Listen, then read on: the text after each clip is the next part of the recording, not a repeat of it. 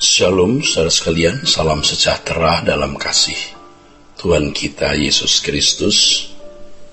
Kebenaran hari ini mengubah diri dengan anggapan bahwa dengan percaya kepada Yesus sebagai juru selamat dan menerima karyanya di kayu salib berarti sudah diperdamaikan dengan Allah, maka tidak ada usaha untuk mengubah diri secara benar. Dampaknya banyak orang Kristen, saudara, terkunci dalam kepasifan, terkunci dalam pasivitas. Pasivitas di sini maksudnya adalah tidak ada usaha yang memadai untuk berjuang, mengubah diri, dikembalikan ke rancangan Allah semula. Tidak ada usaha untuk menjadi sempurna seperti Bapa atau serupa dengan Yesus.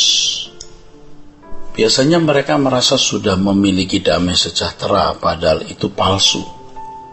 Mereka datang ke gereja, mengikuti liturgi gereja, memuji, menyembah Allah, dan mengagungkan nama Tuhan karena keselamatan yang Dia telah berikan. Ironisnya mereka tidak memiliki kehidupan yang benar-benar diperdamaikan dengan Allah. Sebenarnya mereka belum memiliki keselamatan. Pertanyaan yang harus dipersoalkan atau dikemukakan kepada diri sendiri, apakah dalam kehidupan setiap hari kita sudah memiliki persekutuan yang benar dengan Allah sebagai bukti dari hidup dalam perdamaian dengan Allah? Secara konkret ya saudara, kita harus jujur mengakui apakah kita sudah menjadi manusia yang berkeberadaan, bisa memiliki hubungan yang harmoni dengan Allah atau tidak. Jika belum, maka kita harus mengalami perubahan kodrat. Perubahan kodrat di sini maksudnya memiliki pikiran dan perasaan Kristus, di mana segala sesuatu yang kita lakukan selalu sesuai dengan kehendak Allah. Sebenarnya ini adalah satu-satunya isi dari perjalanan hidup orang Kristen yang normal. Orang percaya harus mengubah diri untuk bisa mengimbangi Allah guna sebuah rekonsiliasi yang harmoni. Hanya kalau seseorang berkodrat ilahi, saudaraku, ya, barulah dapat hidup dalam persekutuan dengan Allah secara benar. Sebagai perbandingan dan ilustrasi, kalau seseorang berdamai dengan sesamanya yang sebelumnya bermusuhan, maka harus mulai memiliki hubungan yang baru. Hubungan yang baru dapat terrealisir kalau dua belah pihak atau salah satu mengubah diri. Sebagai ilustrasi, kalau ada sepasang suami istri berkonflik, kemudian diperdamaikan atau mengadakan rekonsiliasi, maka karakter dan kebiasaan hidup yang menjadi perbedaan antara keduanya harus dihilangkan. Masing-masing harus berubah atau salah satunya mau berubah. Jika tidak, maka hidup bersama dalam satu keluarga hanya sandiwara saja dan bisa terulang lagi konflik-konflik yang lebih tajam sehingga lebih saling menyakitkan. Saudaraku sekalian, di dalam 1 Petrus pasal 1 ayat yang ke-6, saudara, ya, firman Tuhan mengatakan, "Kuduslah kamu, sebab aku kudus." Rekonsiliasi sejati dapat terwujud kalau orang percaya memiliki kekudusan seperti kekudusan Allah. Hal ini sama dengan orang percaya harus mengambil bagian dalam kekudusan Allah. Ibrani pasal 12 ayat 9-10. Jadi kalau kita tidak hidup kudus sesuai dengan hakikat Allah, kita tidak bisa rekonsiliasi dengan Allah secara benar atau ideal.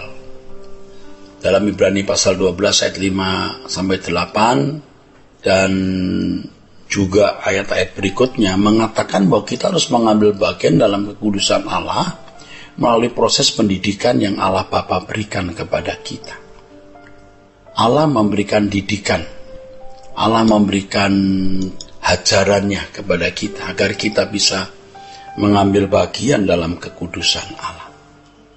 Nah, hal ini juga dilakukan Allah Bapa kepada kita agar kita tidak menjadi anak yang gampang atau bukan anak yang sah. Kalau anak yang sah itu huios, Anak yang tidak sah atau anak gampang itu notos. Nah, dengan menerima didikan Allah, kita bisa bertumbuh menjadi makin sempurna, mengambil bagian dalam kekudusan Allah, barulah kita sah sebagai anak-anaknya. Jadi sah atau tidaknya juga tergantung respon kita terhadap penggarapan Allah. Itulah sebabnya dalam 2 Korintus pasal 6 ayat 17-18 firman Tuhan mengatakan, sebab itu keluarlah kamu dari antara mereka dan pisahkanlah dirimu dari mereka, firman Tuhan, dan janganlah menjamah apa yang najis, maka aku akan menerima kamu. Dan aku akan menjadi bapakmu dan kamu akan menjadi anak-anakku laki-laki dan anak-anakku perempuan. Demikianlah firman Tuhan. Saudaraku sekalian, orang percaya harus memiliki standar kekudusan Allah agar dapat bersekutu dengan Allah. Harus memiliki standar kekudusan Allah agar dapat bersekutu dengan Allah secara benar. Itulah sebabnya dalam 1 Tesalonika pasal 4 ayat 7-8 firman Tuhan mengatakan, Allah memanggil kita bukan untuk melakukan apa yang cemar, melainkan apa yang kudus. Karena itu siapa yang menolak ini bukanlah menolak manusia, melainkan menolak Allah yang telah memberikan juga rohnya yang kudus kepada kamu. Orang yang menolak hidup dalam kekudusan berarti tidak bersedia rekonsiliasi dengan Allah. Hal ini sama dengan menolak Allah sendiri. Jelas sekali ayat-ayat yang saya bacakan ini menunjukkan bahwa kita sebagai orang percaya harus memiliki standar kekudusan Allah. Dan ini diberlakukan hanya untuk orang yang menerima Roh Kudus, umat pilihan maksudnya. Jadi standar orang yang dibenarkan dan menerima Roh Kudus harus memiliki kekudusan seperti Allah Bapaknya. Yesus mati untuk semua orang, semua manusia. Tetapi tidak semua manusia dibenarkan, sebab yang dibenarkan hanya mereka yang dibawa kepada Bapa. Walaupun belum benar, artinya hanya dianggap benar, Bapa menerima kita.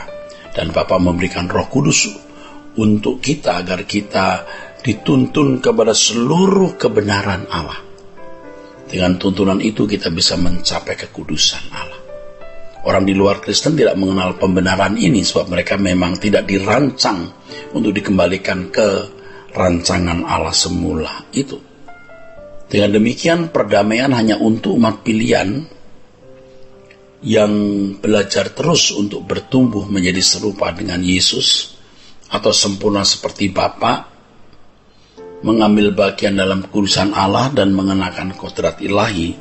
Dan keadaan seperti ini yang membuka kemungkinan, yang memberi potensi orang percaya berdamai dengan Allah dan selanjutnya hidup dalam persekutuan yang harmoni atau hidup dalam persekutuan yang ideal dengan Allah.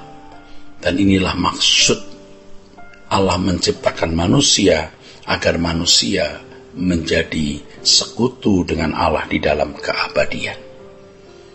Kiranya kebenaran hari ini memberkati saudara. Sola Gracia.